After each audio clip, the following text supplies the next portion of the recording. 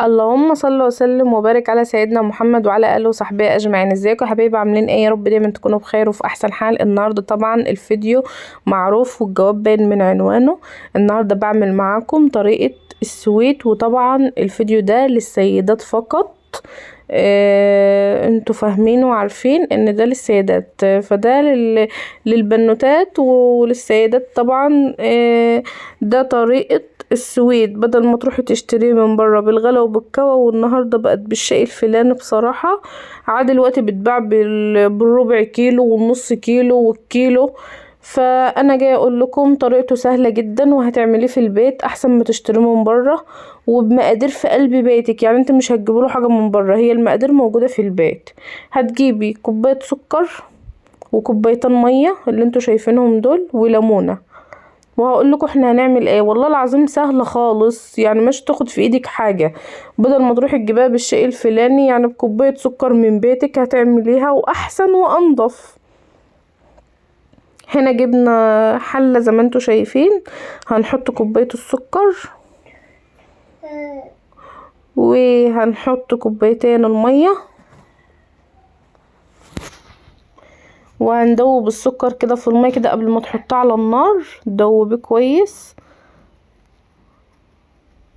على فكرة يا جماعة هي بتشبه شفتوا الشربات لما بنيجي نعمل شربات للكنافة، نعمل شربات للبسبوسة، عاملة زيها بالظبط. بس كل الحكاية ان انت بتسيبيها تطول على النار شوية، يعني تسيبها تطول اكتر من الشربات. يعني هي زي الشربات بالظبط. وبتحط لها عصرة الليمونة زي ما انتوا شايفين، وتفضل تدوبها شوية. وبعد كده بقى هندخل على النار وهنحطها على النار. هي سهلة خالص والله يا جماعة. هتفضلي بقى تدوبي فيها شويه كده كتار، وبعد كده بقى ايه معدتش هتدوبيها، هتسيبها تقلب مع نفسها عشان ما عادش ينفع ان انت تدوبي. هنا طبعا اللي على الوش ده الليمون، عشان احنا عصرنا الليمونه فهي لازم تعمل كده. هنا بقى تفضلي سايباها تقلب، بس انت هتوطي عليها النار علشان خاطر برضو ما تتحرقش منك، وفي نفس الوقت ما تطفحش على البوتاجاز تبوظ الدنيا. بس هي والله سهلة وسريعة وده مثلا للستات اللي في البيوت اللي ما بيخرجوش، اللي ما بروحوش هنا ولا هنا ولا هنا.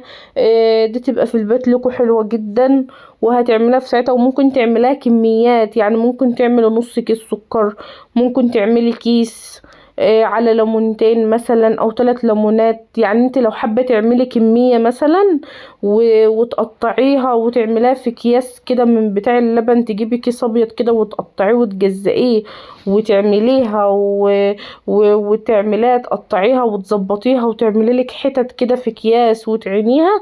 اقسم بالله تبقى خطيره، والله هتبقى خطيره.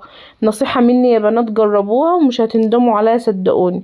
وما تنسوش تحطوا اللايك وتشتركوا في القناة وتفعلوا زر الجرس عشان يوصلكوا كل جديد. ويا رب اكون بفيدكم باي حاجة، ويا رب يكون الفيديو ده فاتكم باي حاجة. انا عارفة ان في ناس هتقول ازاي نزلت فيديو زي ده، بس ده انا بنصح البنوتات والسيدات ان هم يعملوها في البيت، علشان احنا بقينا في الغلا طبعا، وانتوا شايفين الدنيا بقت غلا ازاي. هنا بقى كانت خلاص بدأت تربط اهي، شوفوا بدأت تربط ازاي. هتبقى حلوة معانا الوقت وهتشوفوها. هنا طبعا بشيل منها البذر بتاع الليمون، بس كنت حاسة ان انا ضربتها في الصينية، بس كنت حاسة ان هي كانت لسه عايزة كمان شوية. فانا طبعا لقيتها لسه خفيفة فولعت عليها البوتاجاز وهي على الصينية. هتفضلي تعملي بالمعلقة كده علشان ايه تبرد معاكي وتجمد في نفس الوقت. يعني تفضلي تعملي كده لحد ما تبرد وتجمد معاكي لحد ما تمسك معاكي. بس انا حسيت ان هي لسه عايزة على النار 5 دقايق، فقمت حطاها على النار 5 دقايق. وبعد كده هوريها لكم في الشكل النهائي. هتبقى جميلة جدا صدقوني، وهتغمق عن كده، يعني مش هتبقى فاتحة قوي كده. ولو انت عندك سكر ناعم يبقى جميل جدا. السكر الناعم بيبقى احسن من السكر الخشن اللي هو بتاع التموين ده، بيبقى احسن منه بكتير وبتطلع معاكي ناجحة وحلوة. هنا كنت انا حطيتها على البوتاجاز شوية، شوفوا مسكت ازاي، ربطت شوية. شايفين عملت ازاي؟ هتفضلي بقى تعملي بالمعلقة كده لحد ما تبرد عشان تبدأي تجمعيها وتجزئها كده على اكياس وتبقى حلوة معاكي. شوفوا عاملة ازاي، جميلة في منتهى الجمال. انا قلت ايه كل مره بطلع لكم باكل وبروتونات، حبيت ان انا ايه اجيب لكم نصيحه واغير لكم في الفيديوهات بتاعتي كده، وانصح بنوتات عندي وسيدات وكده. ايه رايكم بقى؟ شوفوا بقت عامله ازاي، اقسم بالله بقت تحفه تحفه. شوفوا بقى عامله ازاي، هو ده المطلوب. ايه رايكم بقى في الجمال ده؟ لو الفيديو عجبكم ما تنسوش تحطوا اللايك وتشتركوا في القناه وتفعلوا زر الجرس عشان يوصل لكم كل جديد.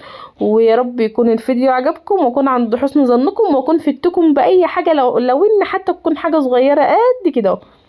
ايه رايكم بقى؟ هنا بقت بتشد ومعانا وجميله، شايفين بقت عامله ازاي؟ تحفه تحفه تحفه تحفه. ايه رايكم؟ هي كده جميله بقى. انت بتبتدي بقى ان انت بقى تشيلها بالصينيه كده وتطلعيها وتجزئيها وتجيبي كيس تقطعيه وتقومي مجزئه كل حته كده على كيس وتعينها في الفريزر، تبقى معاكي في قلب البيت، تبقى جميله جدا وهتبقى متوفره عندك في. ما تنسوش تحطوا اللايك. باي.